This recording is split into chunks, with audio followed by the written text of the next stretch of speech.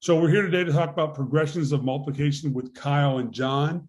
Kyle and John they are make math moments, and they're dedicated to helping teachers make math moments with activities that empower resilient problem solvers. They have a three-part framework that is constructed to help teachers spark student curiosity, fuel sense making, and ignite your teaching. And I've seen Kyle and John present many times, and just I walk away going like, oh, I can't wait to do this with my own family, my own kids, or go into the local school and try it out. So I am going to stop sharing my screen, and I'm going to hand it over to Kyle and John, and I will talk to you guys at the end of the session. All right. Thanks. Thanks so much for that, Ryan. That great introduction. And hey, thanks to all of you who are joining us here in this session. So we're excited to be here, right, Kyle? And we're just going to get right into it. We've got a jam-packed session on the progression of multiplication. We're excited to share it with you. Let's get rolling. Absolutely. And as per usual, friends, I want to know in the chat, how many friends have joined us for some sort of webinar, whether it was something that I've done independently on my own, or John's done on his own, or through the Math Moments team. Let us know in the chat. Yeah. I'm curious to see who is returning and who is new to join us for an awesome, awesome session. For those.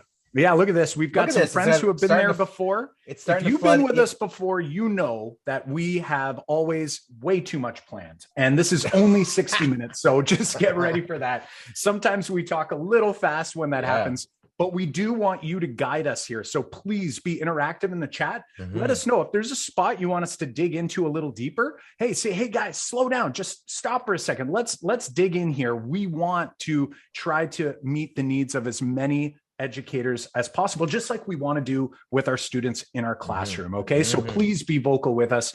And something we always do for those who've never been with us, I want you to know that we want you to hold us accountable as well. Right, John? So what are we going to be looking at here today that people are going to keep a nice, close eye on to ensure at the end of the session, when we ask whether we gave you these things, that they're ready to say, yes, you did, or no, you didn't. What let us know as we go through for these. So the first thing we want to make sure that we bring out here in this session is to set you up and how you can ensure students are building conceptual understanding of multiplication. That's an important aspect for us. We're going to talk about our three-part framework and how that is embedded into that framework. But focusing on that conceptual understanding is so important. But part of it is also to build procedural fluency over time. We want to make sure that we're having a nice balance between those two, with fluency being such an important aspect of progressing through mathematics. Kyle, what else are we hoping to achieve in this session? Awesome. Everything we do, and really this is so closely tied to what John had just referenced about conceptual understanding, building that procedural fluency. Both are so important. And when students have those things supporting them, they build and develop confidence. So through that work, they develop confidence and resilience. And essentially, they develop what we call a productive disposition towards mathematics. The goal here is not that every student wants to be a mathematician necessarily. That's fantastic if they do. But we want students leaving the classroom knowing what it is that we were doing, seeing that there's a purpose and there's some value to the thinking that we're doing in our math class every day. So we're going to hopefully help you to emerge these ideas in your own classroom. John, what else are we doing here? Yeah, and another thing that we're going to do is we're going to model a lesson, or a few different versions of a lesson here, and one of those pieces is, how do you structure your lessons so that students dive right into that problem solving practice without relying on you every step of the way. Too often, I used to, and my old self would teach a lesson in my middle school and high school classes. And then after I'm done, I'm like, oh, I nailed that thing. And then 8 hands go up and they're like, I can't do it. I need your help to keep going. And so we want to kind of teach this resiliency around problem solving. And we're going to do that here tonight. Awesome stuff, friends. You already heard the introduction. He's John. I'm Kyle. We love learning and teaching mathematics. We love learning and teaching with teachers. We love learning and teaching with students. And you can learn with us each week on the podcast. Also, head over to makemathmoments.com. Check out all the other chaos we have going on over there. Problem-based lessons. We've got tips, and we've got our framework, which will help you do some of the things we're going to do here tonight. But ultimately, at the end of the day, in summary, John and I over time realized, just like John said, we would teach the way we were taught.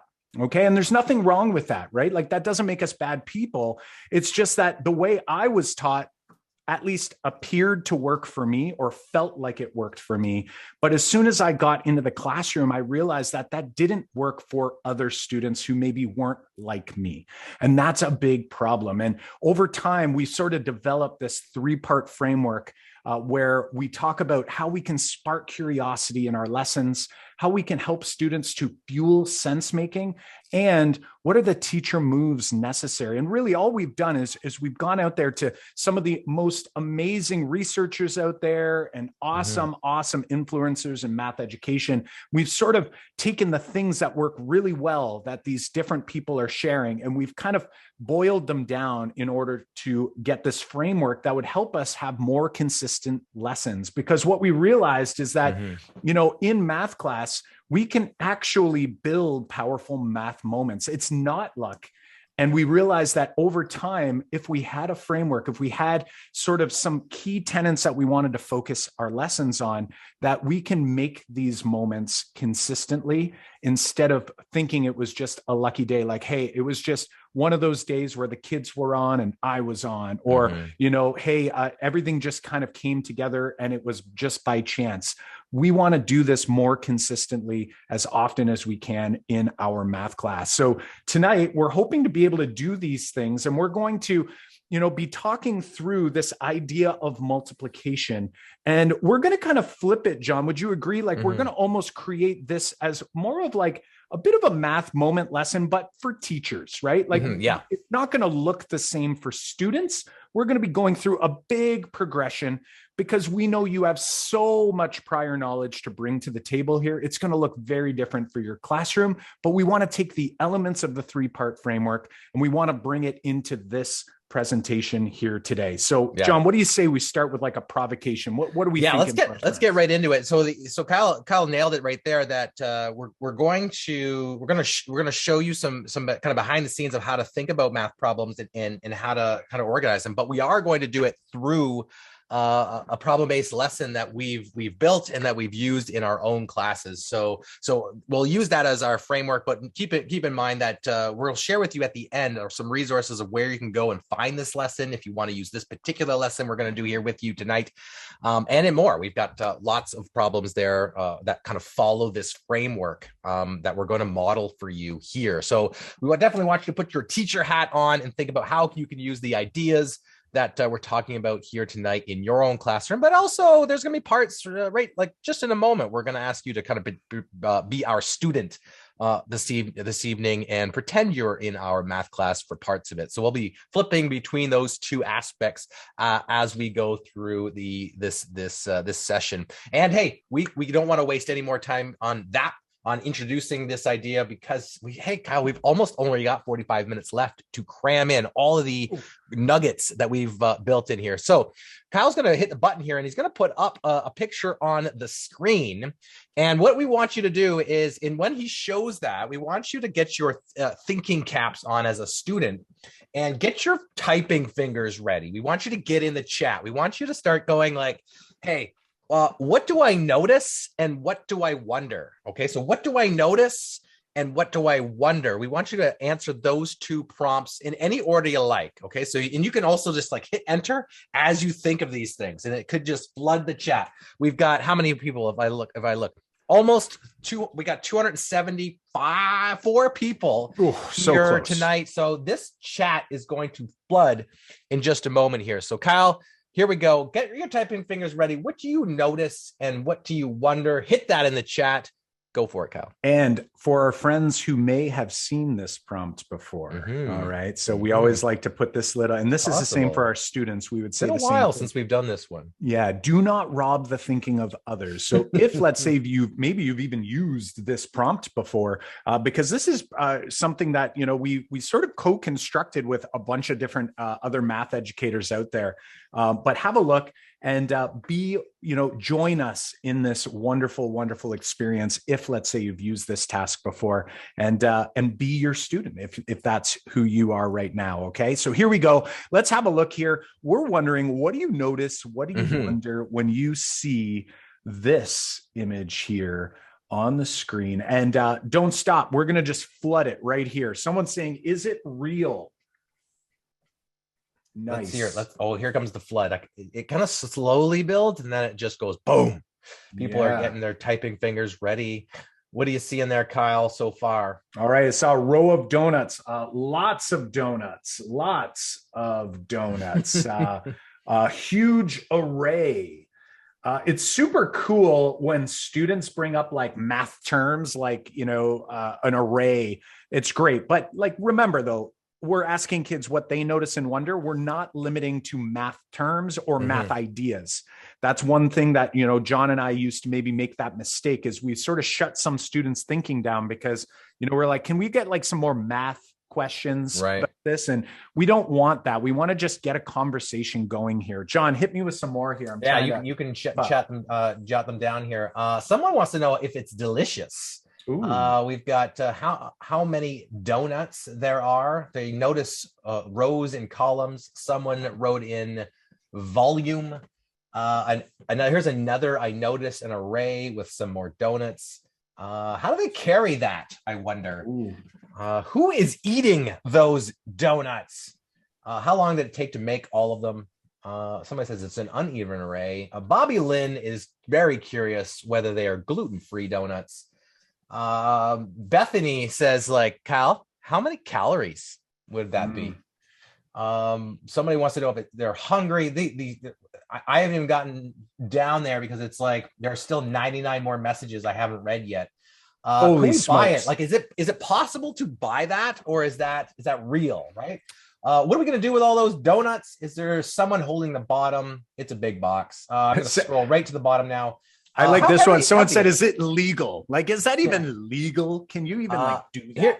Here's one we've seen in other sessions when we've done this one, Kyle. They look like Cheerios. Absolutely. And students, like, I feel like every class I go into, if I ever use this task, they're like, and some students will actually like dig in. They'll be like, no, it is. Like, I'm not asking if it's Cheerios. I'm telling you it is. And, that's like, they're like, put it in the notice column. Like, it's not a wonder. It's a notice. I noticed that. And, it's very hard to convince them. But we wanted to bring this up as a provocation here. Now, of course, we're talking about the progression of multiplication here today. So I want you to kind of think, and like, depending who you are, if I'm a primary teacher, right, early years teacher, and you're kind of working towards multiplicative thinking, you aren't starting with this image. This isn't the provocation for you, right, John? Like, we might maybe dial it back. Yeah, we might modify the situation a little bit and say, hey, like, maybe we've got a box here instead of the big box, like maybe more of a typical box we might see. And so if I show you this box, which is more of a scaled down box, how many donuts are here in this box? Go ahead, type a couple estimates in the chat. Sometimes we like to say, like, what's too high? What's too low? Like, what's a best guess here in the middle? So I've seen like 12. There's a lot of 12s, which is a pretty common number, right? For donuts. Absolutely. But imagine this, though, like, if you're doing this with primary students, like, it is not 12 that comes up. Like, kids are saying 10, like a lot of like 10, they have 10 frames. There's like rec and recs that have 10s on them. Like, everything's 10 for kids. So like 10 is what they're saying. Like, a lot of students don't know at an early age, that's a dozen, right? So of course we could do all kinds of playing. We want to take a moment to mention, like, if we're working with primary students, which you are not, some of you are primary educators, we would whip out like colored tiles. Like, we would do this even like concretely, especially like, I want to make sure. And I know that Dan from Brainingcamp and the whole team, they would advocate, like, everything isn't going to be an interactive manipulative with technology, right? Like concrete is really important, even for some of the older ages, for students to just be able to like manipulate with their hands and like, remove that layer of abstraction. So that's something that I want to make sure everyone here knows, is that we're not like trying to skip the concrete stage, but in this case, like color tiles could be really helpful for us. Or you could be using images, for example, depending on where students are in their level of abstraction, right? Like how far along that journey they are. Can they visualize that? What I mean by this is these are donuts, like, because a lot of students are going to look at that. They don't look like donuts. That is not donuts, right? Like they're not even the same shape as donuts. Like maybe a little donut could fit in there, but you get the idea here. So you have to really, really be aware and, kind of know where your students are, right? So we can kind of move through this progression here. And ultimately we want to move from like the real object, like counting, donuts, or if it's carrot sticks, or if it's fish, like there's like this progression that students move along to that we have to like be aware of, and we have to be cognitive of. And we're going to kind of take this idea throughout our work here tonight. And John, like some research, they call it concrete fading. Yeah. Some they talk about just starting concrete, right? Yeah, definitely. And the concrete fading model talks about that we have to get our students actually, holding these things. We have to think about this concrete model. And then when we have a concrete model, I think another name for it is the CRA model, concrete representational abstract. And this idea of moving from concrete through to abstraction. And with kids are comfortable with working with concrete models, we can then introduce a visual model. Visual models sometimes speed up the process. They were like, okay, I've got so many counters. Well, you know what? It makes more sense for me to maybe draw a representation of the concrete model, because now I can start to kind of go, this space represents those tiles. And now I can use this space to actually be lots, a big amount of tiles if I needed to, or a big amount of cubes if we were using cubes in replacement of the donuts. And then ultimately, but in the next progression, we want our students to say, move towards abstraction after that. Now I can use symbols. Now I can use numbers to represent my thinking. And here's the thing. Here is something, as a high school teacher, I know Kyle, working with his K-12 teachers in his district, since he's a K-12 math consultant in his district. What happens mostly, right, Kyle, is that especially in middle school to high school, us middle school and high school teachers, we just jump right to the abstraction. We say, you know what, let's just multiply. Here's how you do it. Here's the standard algorithm. Here's how we're going to do division. And we're going to show you how to do that. We're going to break out calculators because, hey, we've already know what multiplying means. Now we can speed all that up. And what happens is, because we jumped straight to the abstract, we've missed the opportunity to make these connections with the concrete and the visual and have them all be interplayed with each other, and not just hey, we all got to get to abstraction and that's the ultimate goal. That's, in our opinion, that actually isn't the ultimate goal. Using a visual model, and this is what our progression, this session is kind of all about, is that we have all three of these things to work with, and working with each of them has some really great benefits. And it shouldn't be just this push to get to abstractness as fast as possible. Yeah. And John, you bring up a great point too, because here's one of the issues. And someone in the chat, Maria, was saying, like, the representational, or this visual, or this pictorial, someone said CPA, pictorial is another way to kind of represent this visual stage here. And, a lot of people miss that. And oftentimes it's because they're like, well, it's not really like needed. Like the kids are like beyond that. But here's the problem though, is we want students to build flexibility, and we don't want to leave these earlier stages and never come back to them. Because here's the thing, is that as does a lot of things in life, things get more complex over time as we build our understanding of the mathematics. In this case, as we build our understanding of the multiplication, what you're doing is you're introducing another layer of complexity. And with that complexity, it's almost like you get knocked down a peg, right? So it's like, I could be really fluent, writing symbolically 3 times 4 is 12, or, whatever multiplication sentences I want to write. But then all of a sudden, when things get more complex, then it's like, now what do? I don't have the tool to help me think through the problem. And that's where these concrete and visual models are so important, because as we continue down that path, when things get hard, what we tend to do is we go, okay, I need to make sense of this, right? Like I need to make it make sense. And how do I make something make sense? Oftentimes we go back to context or to the concrete.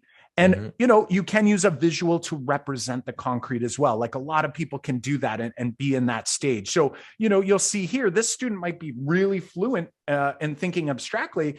All of a sudden, now we go to, let's say, 2-digit by 1-digit multiplication. And maybe they're not at that abstract stage yet, right? Like, are they now stacking and they're going, oh, wait a second, like which number do I multiply here by there by where? I don't understand. But if I have this wonderful model here, we can start introducing some of the logic behind our algorithms. We can essentially emerge these ideas through the concrete and through the visual. And we go, what if we were to like take this and say, and look at this as like, well, here's 3, 6, 9. Okay, like I wonder if I could chunk this down into smaller chunks instead of rushing to an algorithm. And that is really what we're after. And I think, John, we're going to give our friends here an opportunity to kind of think through a problem, because I don't know about you, John, I'm looking at this and I think most people here are like, okay, 3 boxes of 12 donuts. I could get there abstractly. Of course you could. Here's what I'd like you to do, though. I want you to pretend you're a student. And I'm going to say that, okay, we know, you see on the screen, we know that there are 36 donuts in 3 boxes. I want you as a student to think about how would you help us figure out how many donuts are in 7 boxes? And I want you to assume that you don't know how many are in 1 box. We know you know that, and we know we've got this visual up here, right? We've worked through this progression. But I want you to think like you're a student and you're going, all I have is this information right here. And you want me to figure out how many donuts are in 7 boxes. And I really want to push you to not go to an abstract representation. I don't want to say the abstract representation a lot of people might rush to, but I'm wondering, how might a student emerge this?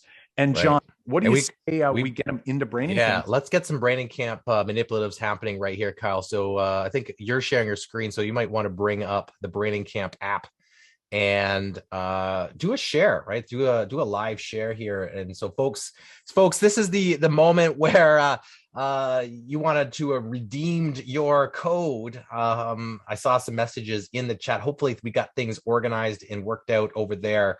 Because you do need, for us to, we're going to do a little bit interactive modeling here for this particular problem. So we're going to use the linking cubes, Kyle, and we're going to, Kyle's going to click that. Then he's going to click a share. And then with that's we're going to do a live.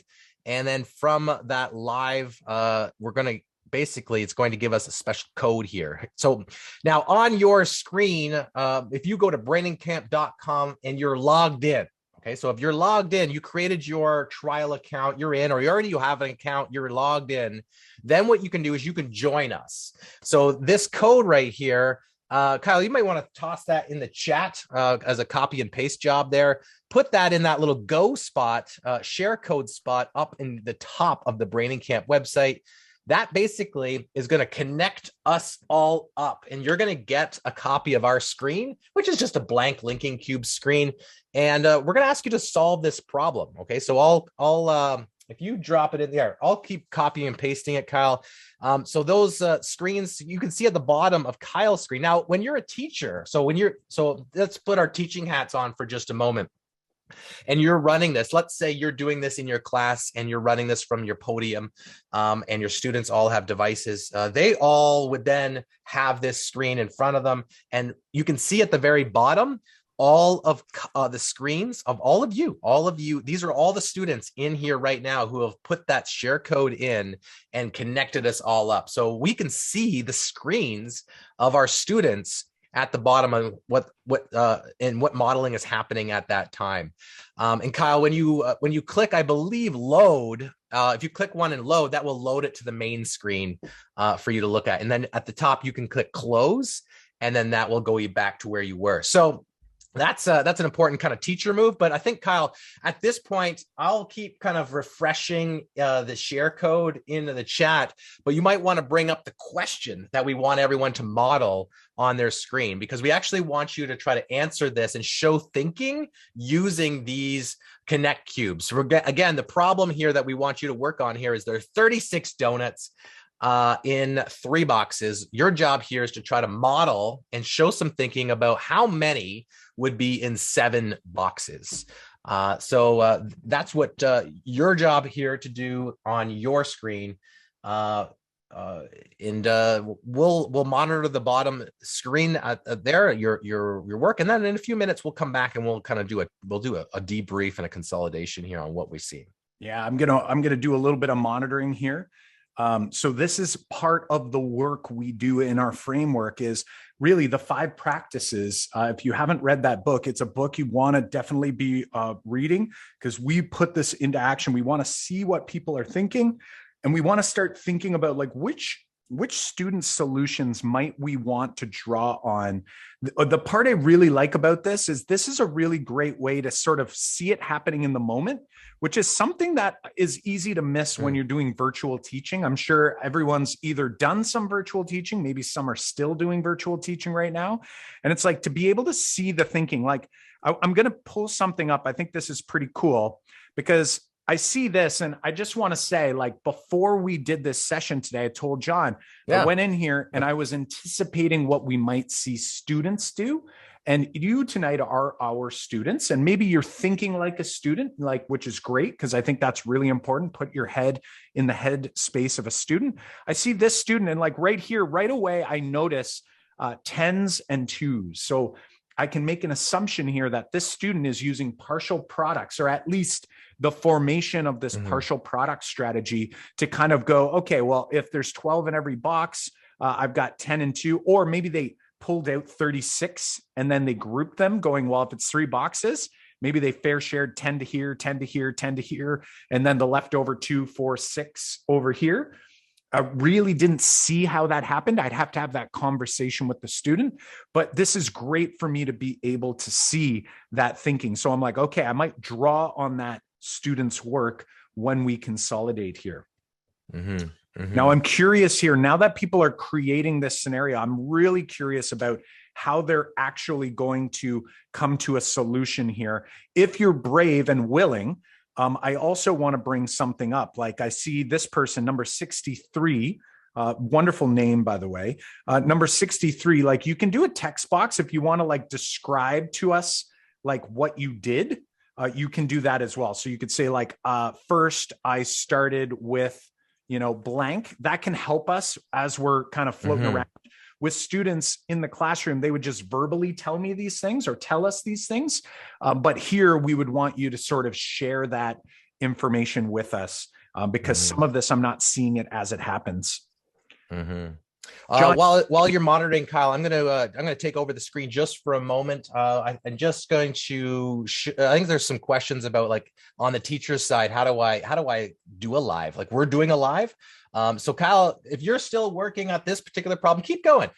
If you want to see how to kind of set up what we just set up, I'll share my screen, and that will keep Kyle, monitoring what's happening with you guys. So I'm just going to make sure. I always want to make sure I share the right screen here. I think we're doing this. Kyle, just confirm that I am sharing the correct screen. Okay, you are good. So I've already signed into Brainingcamp. And so when I do that, I come to their manipulatives page right here. Hey, look at those guys. Now up in the top corner is that share code. Now this is where you go if your teacher has shared a code to you and you're a student. That's where you're going to want to head to type that in. So Kyle had created a code, and then all those people who have joined us typed that code in there and hit go. And then that just brought them all together on the page that we're on. Now, if you are a teacher, though, and you've got on your account like I am, and you want to create a share code, just like we had, you have to first pick which manipulative you'd like to use. You have to use one at a time. So for example, we did the linking cubes. So if I come down to the linking cubes app and click that, it starts this up. And then I now have all, I could pre-build something too. So I could have something on the screen to start. And then what I could do if I want, I could send that to the student if we wanted to. So over here up in the top corner, you can see the share button. We're going to click that. And then what you could do is just share that screen with someone. But if you want to do a live, like we're doing a joint session. So I click live, and then I just click start. And then automatically that gives me a code. And then you just tell your students that code, drop it in your Google Classroom, put it up on your LMS, wherever. That's all you do. Looks like there's a little helpful video on how to do that there, but you have to get into the app first. And if you want to switch apps, you got to get out and do another code. So again, I could push this screen to, that's push somebody else's to it, but that will start up your own live. I'm going to get out that, and we're going to head back to Kyle's screen. Awesome stuff. Awesome stuff. So I'm seeing lots of awesome thinking here. One thing I do wish lately, John and I have been doing a lot of meetings where like we can have people turn their mic on and sort of share. So here we have to make some assumptions. But I do want to just kind of highlight, there are a few that I'm noticing. Some I have to make some, maybe make some, I don't want to say guesses. I feel pretty strongly that I understand the thinking there, but it's always important to get that student thinking out there. Like here, this one here, I see a student again using this like 10 and 2 idea, which is really cool. They're still working on that. But this one here, I would say is like one that you would commonly see students do. So, students are like, all right, first I started with a row of 4 donuts. Then I made 3 columns and came up with 12 in each box. Then I made 7 boxes. So they essentially like cloned or iterated those boxes. Now, this same thinking I can see in this particular solution over here. This is SD is the name of this screen here. And it appears that they started with their 3 boxes up here, which I think is great. Yeah. I'm just going to highlight that right here. So here's our 3 boxes. They're showing this like, this 10 and 2-ness, like 10 and 2, 10 and 2, 10 and 2, 12, 12, 12, 36. And then what it appears to me, John, I don't know if you'd agree, but it almost appears like they've done almost like maybe a doubling strategy. I'm going on a bit of a limb there. Yeah, it does look like you can see the space, right? So it's like I did another 3 because you need 7 boxes. So why not you do another 3, and then clearly you see the other space, and then there's another 1 set of 12. And then they've, like you've said, they've broken it up into 10s and 2s. And so then you can see the adding. Looks like they added by 12s. It looks like they were going to add by 10s, like 10, 20, 30, 40, 50, 60, 70. And then it looks like it was switched to 12s on the side. I love it. So it's almost like you can see there's like this multiplicative potential with the doubling, but then there's also maybe this additiveness going on. So kind of like the concrete fading model, when we're moving from like an additive thinking stage to a multiplicative thinking stage, it's not like we leave additive thinking behind. It's like a lot of times students go back there to kind of confirm and go, wait a second, I just want to convince myself that what I did is correct. And they do it and they go, okay, yeah, now I feel good about that, right? So it's almost like feeling like, now I feel grounded in this thinking. Now, what I want to share with you, and I'm curious in the chat, did anyone know what I was referring to when I said like try to hold off on the symbolic or the abstract sort of approach, like rushing to the algorithm? Does anyone want to take a stab? There's way more than one possibility, by the way. So it's not like you're wrong if you're not.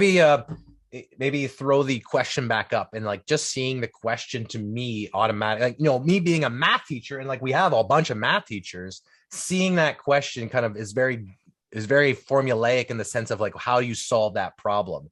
So I'm wondering if anyone is seeing the way this is described and written, if there are 36 donuts and 3 boxes. And remember, Kyle's also asked you to not remember that there's 12 per box already. Even we kind of let that. That's why this isn't a full lesson that we've modeled here in a class. We've kind of showing you pieces of different ones. So yeah, Kyle, I think there, Derek has kind of,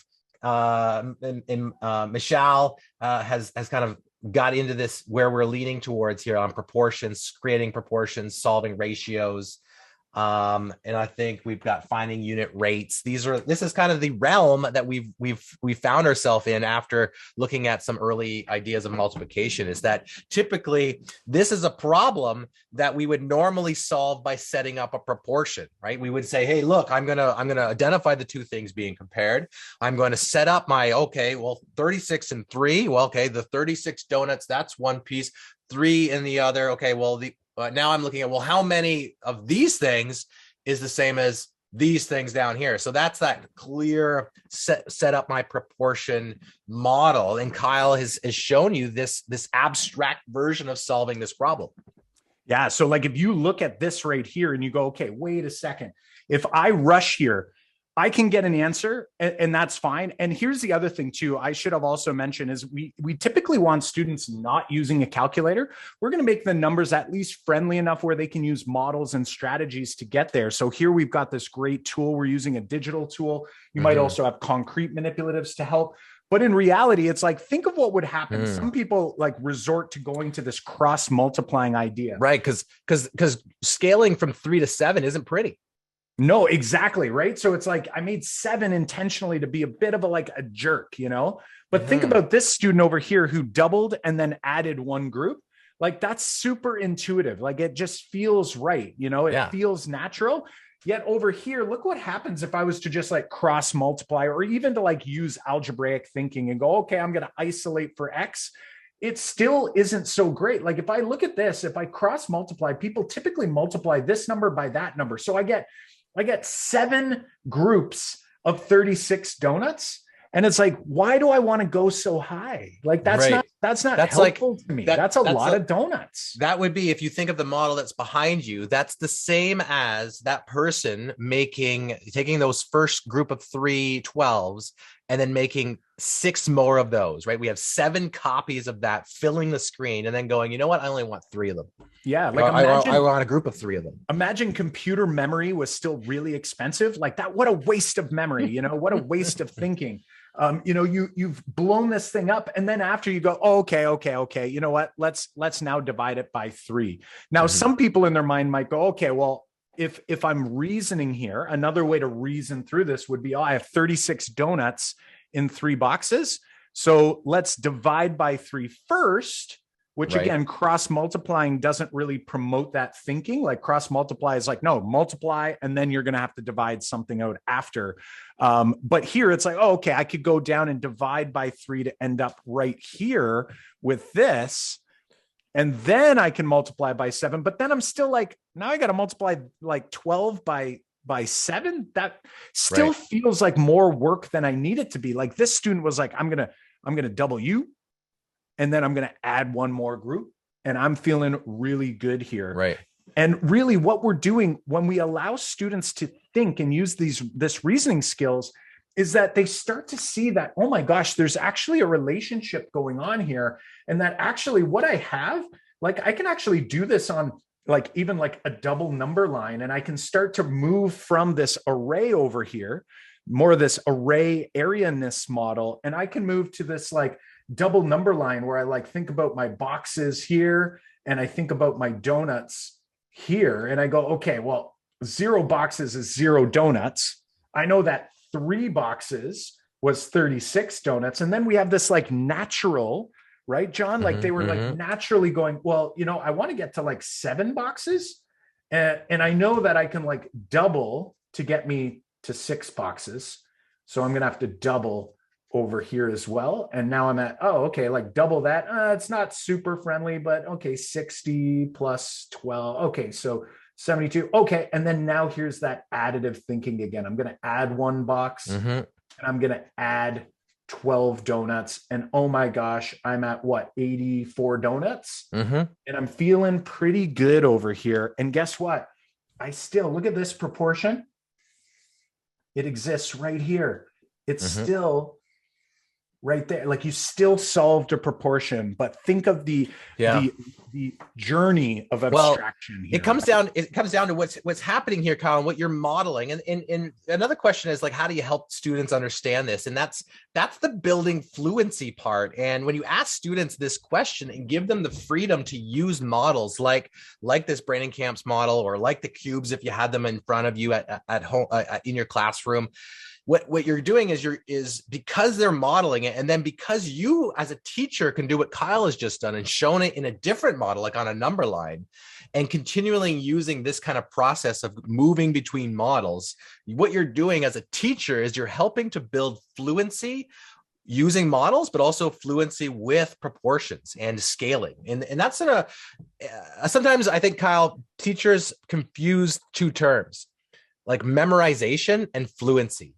And I think those are not the same thing, right? So like fluency is being able to be like on the fly, being able to like you're fluent with a language, you're fluent with your numbers and fluent with number sense, that we want to help our kids move from like, hey, I can also double and then add. Like, look at how fluent someone has to be to do this type of solution.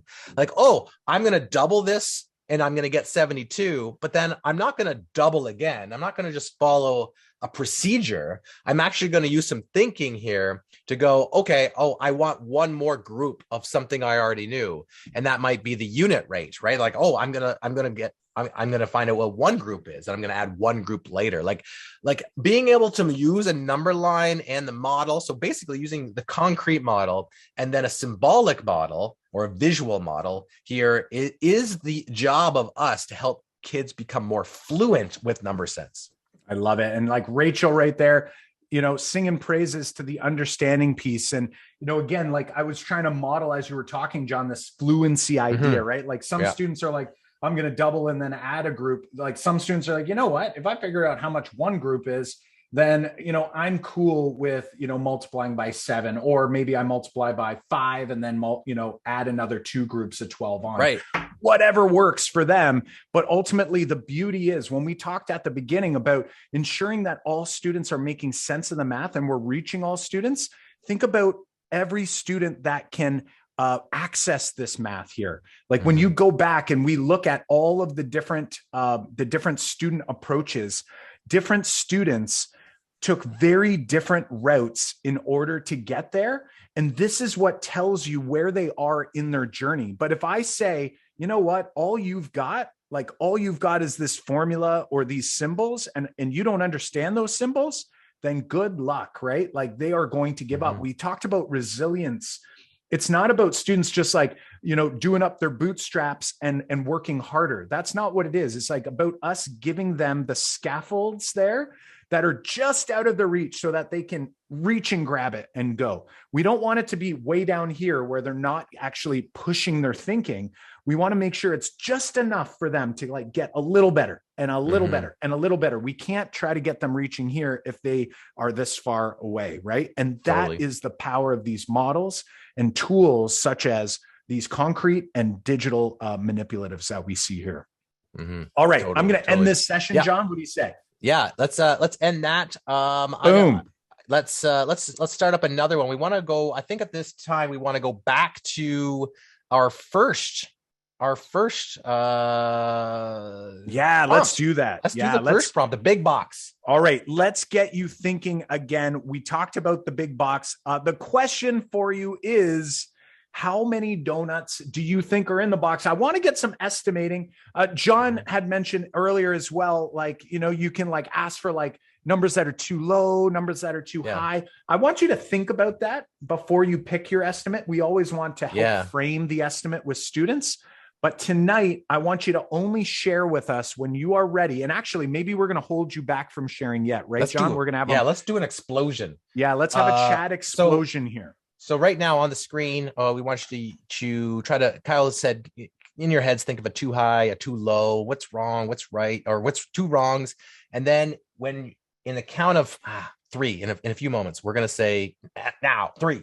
And then you're going to push enter on your very best guess of how many are in there. And Kyle, why don't when we do that, why don't I'll do a quick share screen and you can toss some you've already got it ready to go. Yeah, buddy, I got this ready, man. The number line is ready to rock. All right, here we go. Give me some best guesses on the count of 3. Here we go. 1, 2, 3.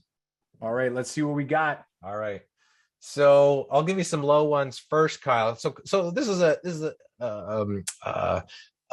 prompt that we do regularly with our students when we do estimates is we'll plot them on a number line. Plotting them on a number line is really nice to see this range of work. And especially if you're working in data management, any estimation problem is a great intro into looking at range, talking about high, max values, low values.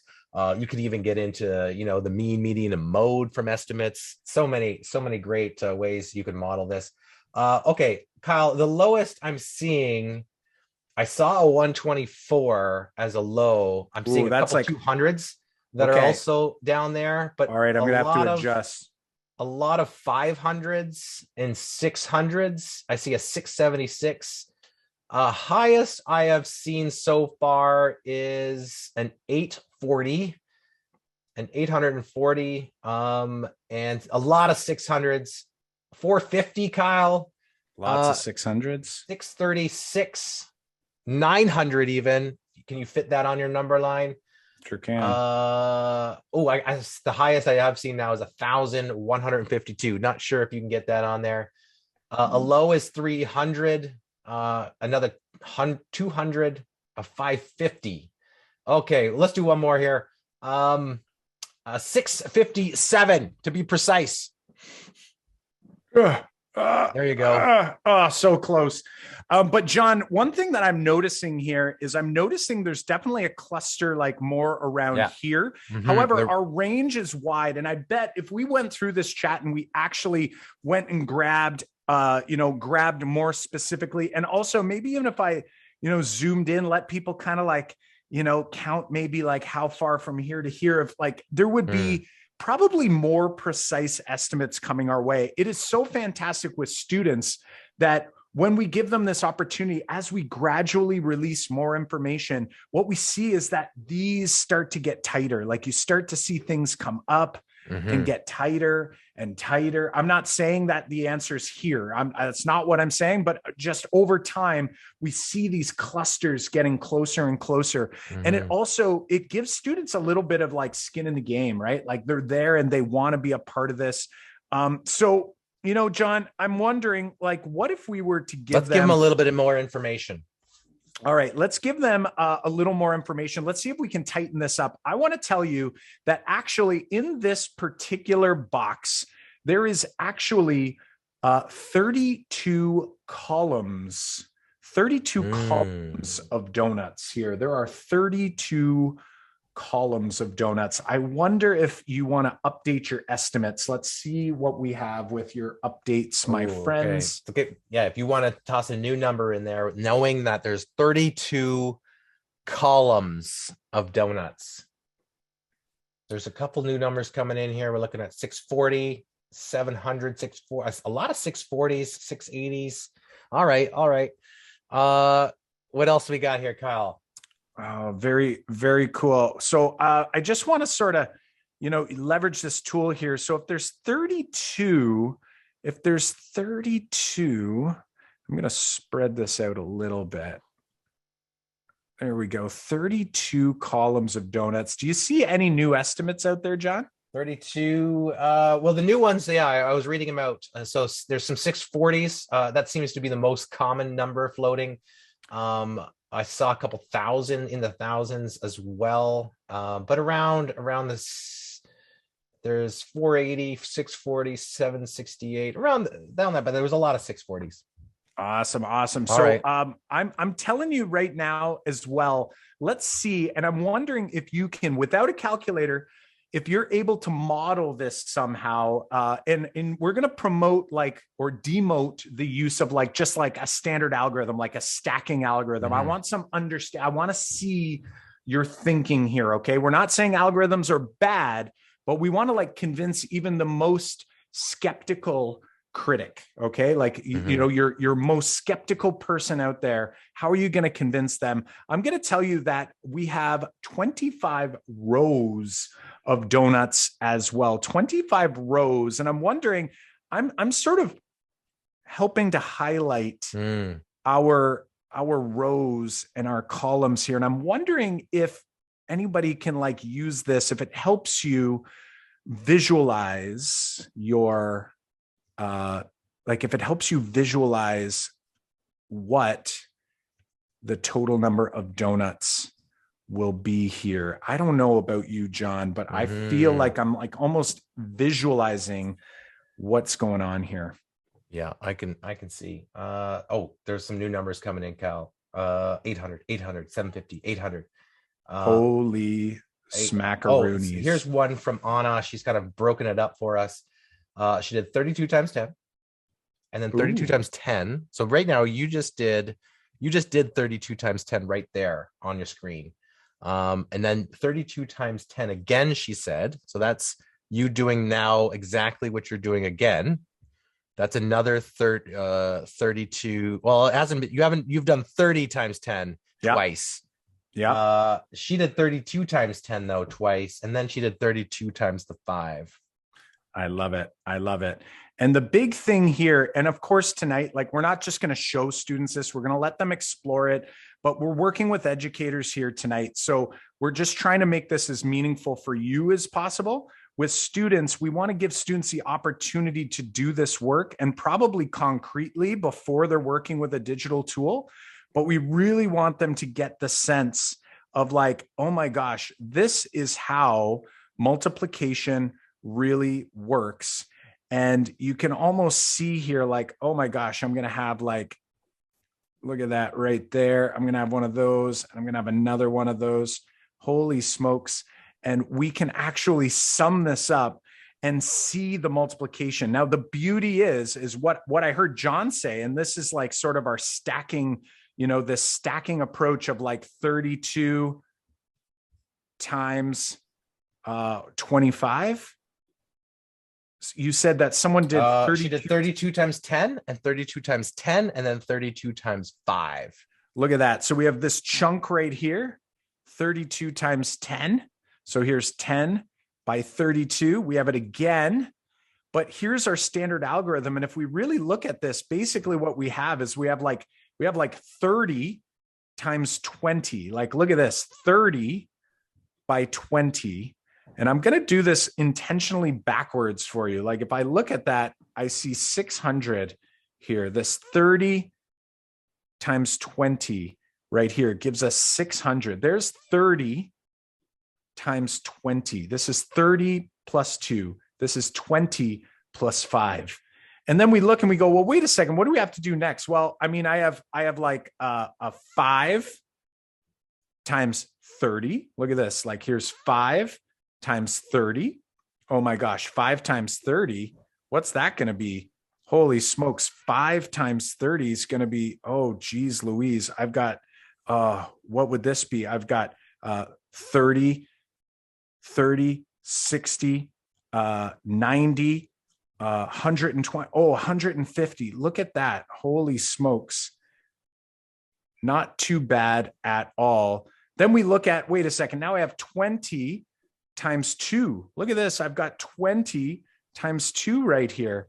20 times 2, holy smokes, is 40. And then finally, I have 5 times 2, which is 10, which we see in this chunk down here.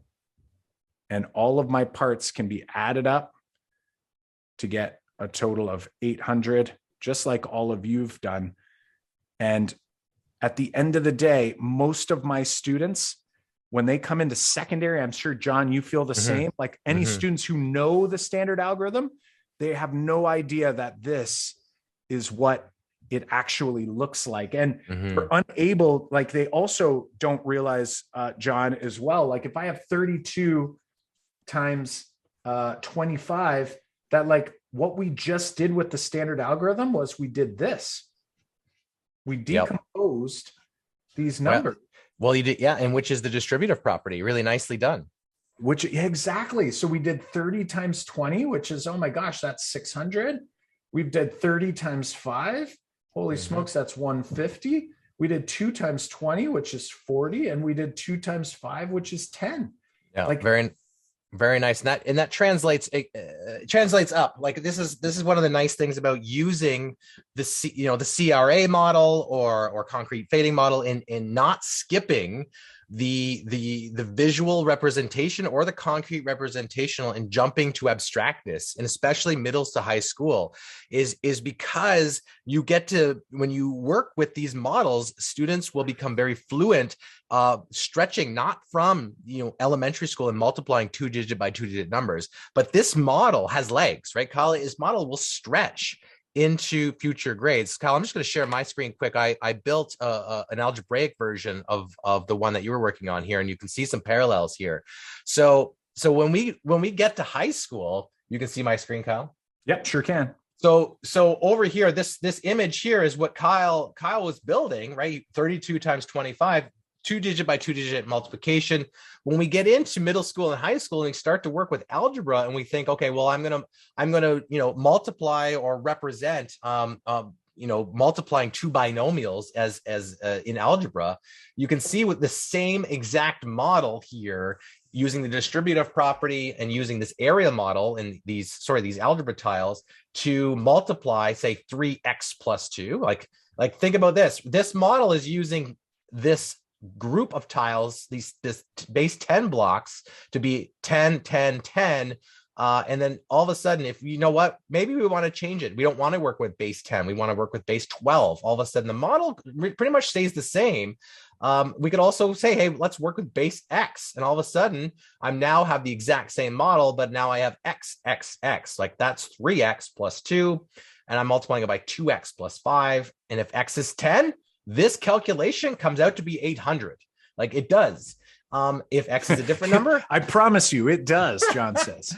It does, because that's the exact same model if X is 10, but X could be anything. And so this model stretch from elementary to high school. And so if you're a middle school teacher, you're an elementary school teacher, and you're thinking, my high school teachers aren't going to be modeling. Hey, they are, or they should be. And high school teachers should be also using those models because it's built off the work they've done in elementary school. Look at the parallels here between the two you'd think vastly different grade levels.